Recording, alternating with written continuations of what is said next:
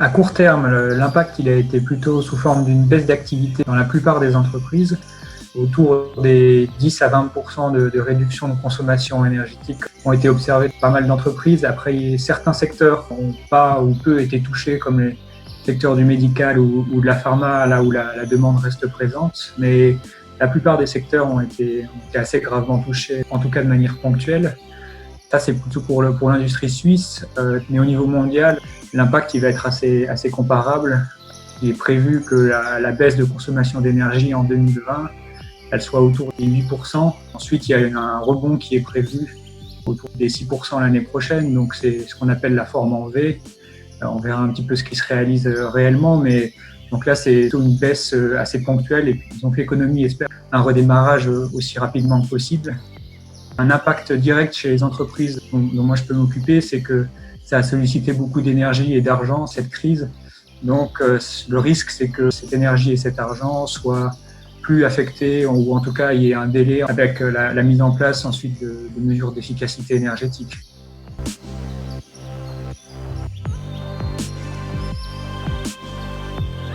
Comme je disais, la baisse de la consommation énergétique en 2020, ce sera autour des 8%. Les émissions de CO2, ce sera environ la même quantité. Si on voulait rester dans un scénario en dessous des 2 degrés de réchauffement, il faudrait une réduction annuelle de 4%. Donc, ça veut dire qu'il faudrait un Covid tous les 2 ans. Ce qu'on voit, c'est que l'environnement politique et puis économique, il peut amener des baisses significatives de consommation énergétique, mais à quel prix? Aller vers une adaptation là où on arrive à avoir une baisse maîtrisée de la consommation énergétique. Un enseignement, c'est le fait de pouvoir plus favoriser le télétravail, je pense, et puis les téléconférences, et puis réduire les déplacements, alors soit nationaux, mais aussi internationaux. Parce qu'il y a beaucoup d'événements, des foires ou des choses comme ça qui peuvent au final être faits de manière moins frénétique, ou alors il y a beaucoup de choses qui peuvent être faites à distance.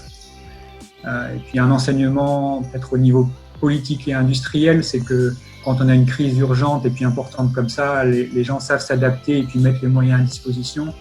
Il faudra voir si la crise climatique elle arrivera à galvaniser un petit peu les gens dans cette même ordre de grandeur.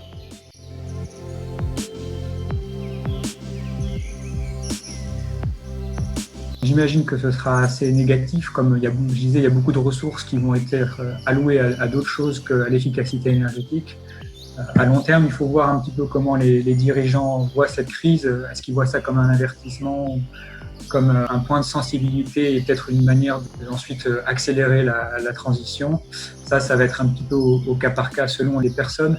Après, au niveau politique, il y a la révision de la loi sur le CO2 en Suisse qui est en cours, qui a été repoussée d'ailleurs à cause du Covid. Donc peut-être que cette crise, elle va renforcer la volonté politique d'agir de manière importante. Ça, on verra ce que c'est la version finale de la loi.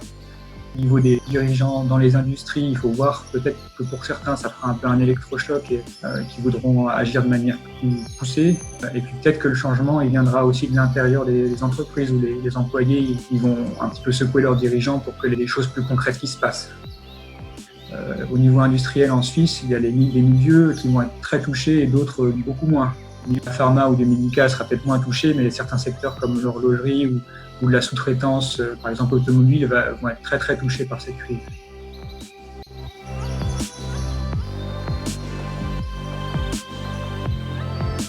En tout cas, essayer de favoriser le télétravail, que moi je n'avais pas vraiment pratiqué avant et qu'au final pour le type d'emploi que j'ai, assez adapté, en tout cas pour une bonne partie de l'activité, sauf quand forcément il faut être sur site.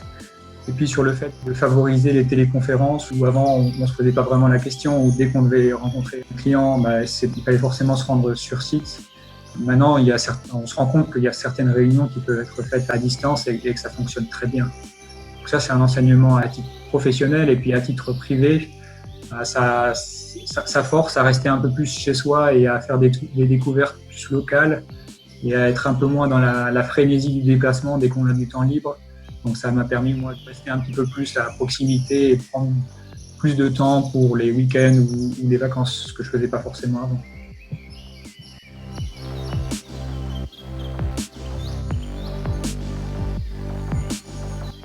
Alors moi, ce sera le mot résilience.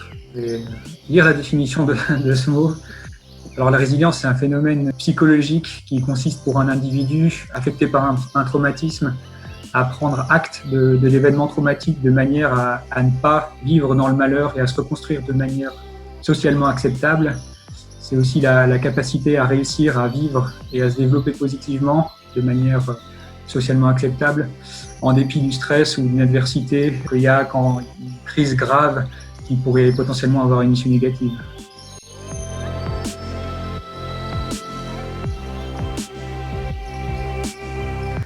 Ouais, alors c'est donc cette photo qui met en scène deux boxeurs de taille moyenne, un étant la Terre et puis l'autre étant la crise du coronavirus. Et puis autour du ring, il y a un énorme boxeur qui s'appelle le réchauffement climatique qui attend en souriant.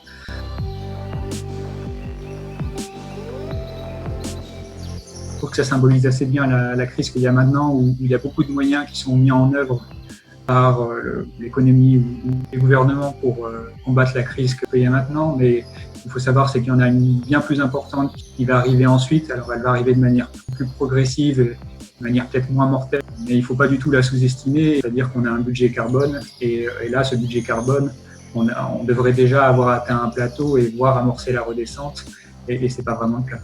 C'est sûr qu'une fois que la crise du Covid elle aura été vaincue, il ne faudra pas du tout baisser les bras, il faudra surtout se renforcer pour la prochaine crise qui arrive, même si elle est moins imminente. Elle est moins imminente au niveau des effets parce que ça va prendre du temps, mais par contre le point de non-retour, il est imminent.